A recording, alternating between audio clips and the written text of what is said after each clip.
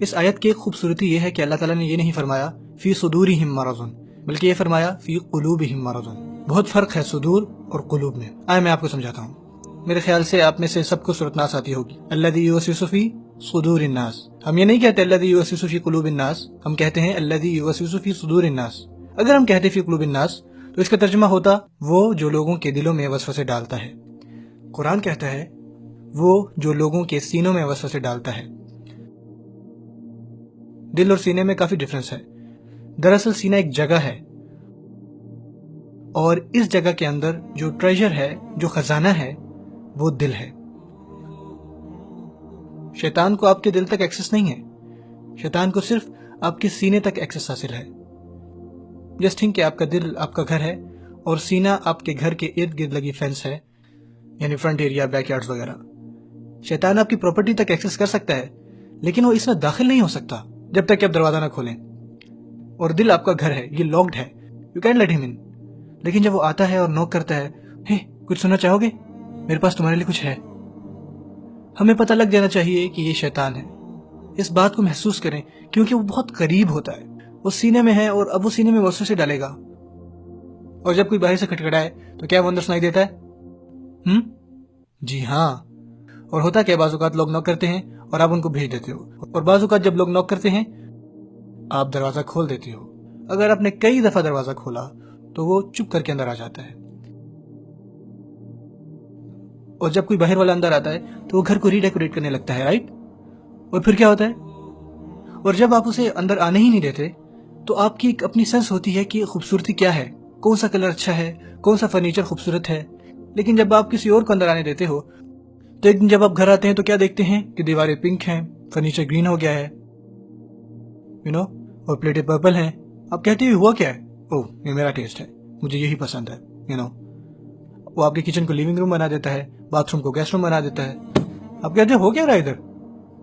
یہ میں آپ کو کیوں بتا رہا ہوں؟ کیونکہ اگر آپ نے شیطان کو اپنے دل میں داخل ہونے دیا، اپنے گھر کے اندر، تو جو خوبصورت ہوا کرتا تھا وہ بدصورت لگنے لگے گا، اور جو بدصورت تھا وہ خوبصورت لگنے لگے گا۔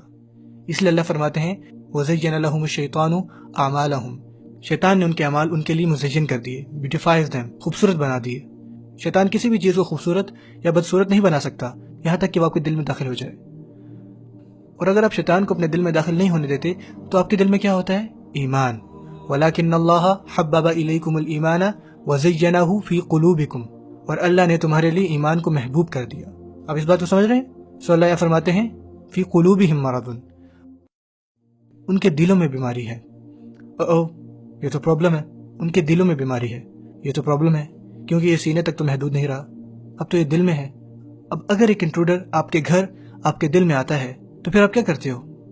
جیسے ہی آپ کو ریئلائز ہو کہ یہ ٹھیک نہیں ہے تو آپ اسے فوراً باہر نکال دیتے ہو۔ لیکن بعض اوقات ہم شیطان کی بات مانتے ہیں، ہے نا؟ لیکن جس لمحے آپ کو ریئلائز ہو جائے اعوذ باللہ من الشیطان الرجیم، آپ پناہ مانگے، اسے باہر نکالیں، اسے چلتا کریں، یہ آپ کو کرنا چاہیے۔ لیکن اگر آپ اسے رہنے کی اجازت دیتے ہیں اور اسے اجازت دیتے ہیں کہ جو مرضی کرو، دل کو جتنا مرضی بگاڑ دو، تو پتہ ہے پھر کیا ہوتا ہے؟ یو بیکم سک، تب آپ مریض بننے لگ جاتے ہو۔ بائی دا وے، یہ امیجری ان چند آیات سے لی گئی ہے جو بعد میں آئیں گی جب ہم پڑھیں گے وَإِذَا خَلَوْا إِلَىٰ شَيَاطِينِهِمْ۔ سو اب بیماری ان کے دلوں میں ہے،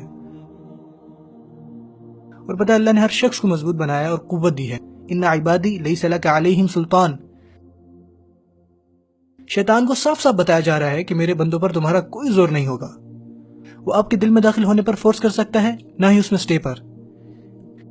جسی لمحے آپ نے شیطان کو گیٹ آؤٹ کہہ دیا، he has to get out. So اگر آپ نے اسے اندر داخل ہونے دیا اور اس کو وہیں بسا لیا اور آپ سمجھیں کہ اس نے آپ کو کنٹرول کیا ہوا ہے، لیکن حقیقت میں آپ نے کبھی اسے باہر ہی نہیں نکالا۔ اللہ نے اسے نکالنے کے لیے آپ کے لیے ہر ٹول کو پوسیبل کیا ہے۔